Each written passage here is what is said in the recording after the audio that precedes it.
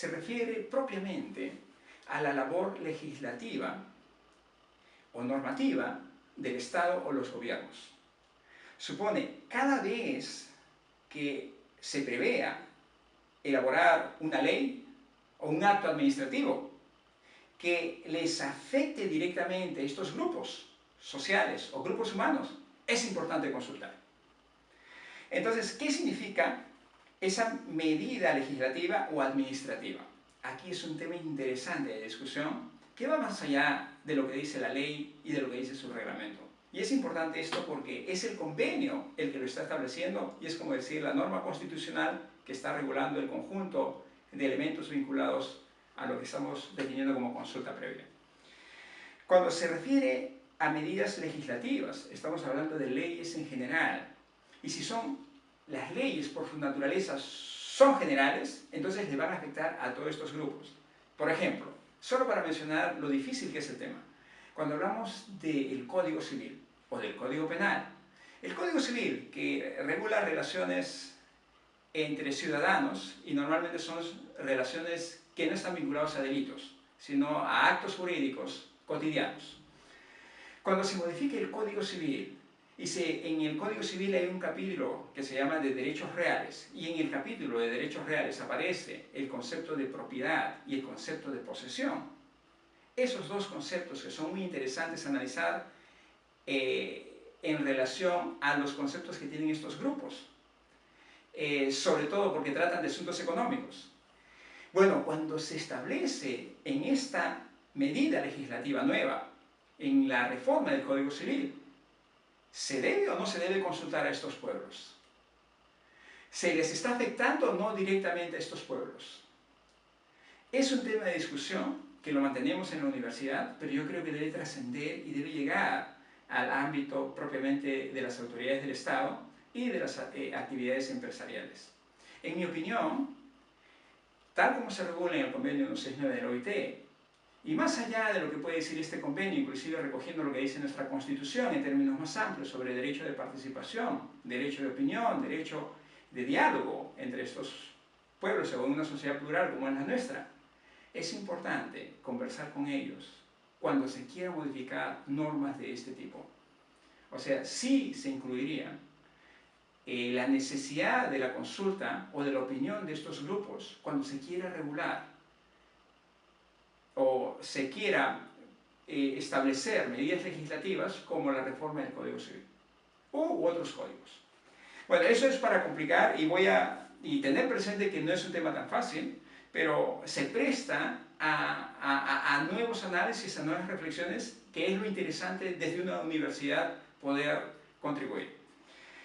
Siguiendo con este artículo 6, que es el que regula el convenio 169, perdón, que regula el derecho a la consulta previa, el artículo 6 del convenio 169 de la OIT, nos vamos al inciso B. El inciso B no necesariamente se vincula con el derecho de consulta, pero directamente, pero sí lo hace indirectamente.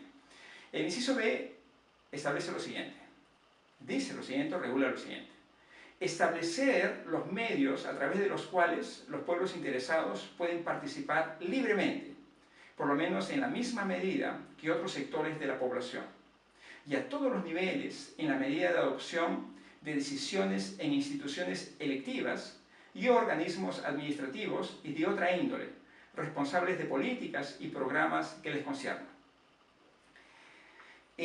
Aquí se regula sobre todo el derecho de participación. El derecho de consulta, ¿cuán diferente es el derecho de participación? Para mí son complementarios.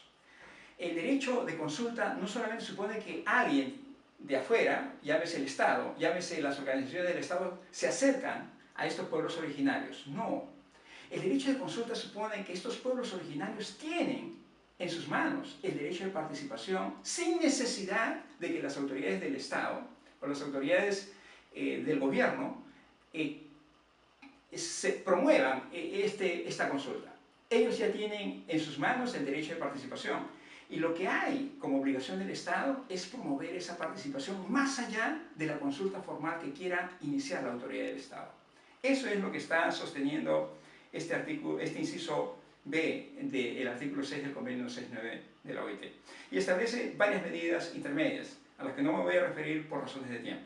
Pero pasamos al siguiente inciso, y es el referido al C, que regula lo siguiente: establecer los medios para el pleno desarrollo de las instituciones e iniciativas de estos pueblos y en los casos apropiados proporcionar los recursos necesarios para este fin.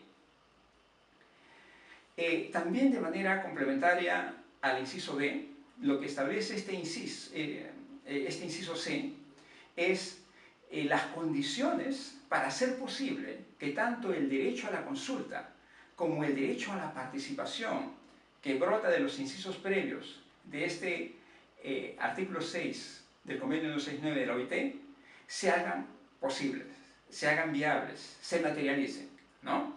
Y para eso es importante contar con los medios necesarios en términos de desarrollo para alcanzar el pleno desarrollo de las instituciones e iniciativas de estos pueblos. Y en casos apropiados, establece el inciso, proporcionar los recursos necesarios para este fin. Sin recursos materiales es imposible hablar de que esos pueblos puedan hacer llegar su participación o puedan participar más directamente en los propios procesos de consultas que promuevan las autoridades del Estado o del gobierno. Entonces, este inciso C complementa esta apreciación y fortalece la idea y el hecho de cómo hacer posible la consulta previa o el derecho de participación de estos pueblos originarios. Por último, para hablar del contenido de este artículo 6, hay otra norma dentro del mismo artículo 6 que complementa a estos tres incisos a los que nos hemos referido. Esta norma se refiere al proceso en sí de la consulta, al sentido de la consulta y al fin de la consulta.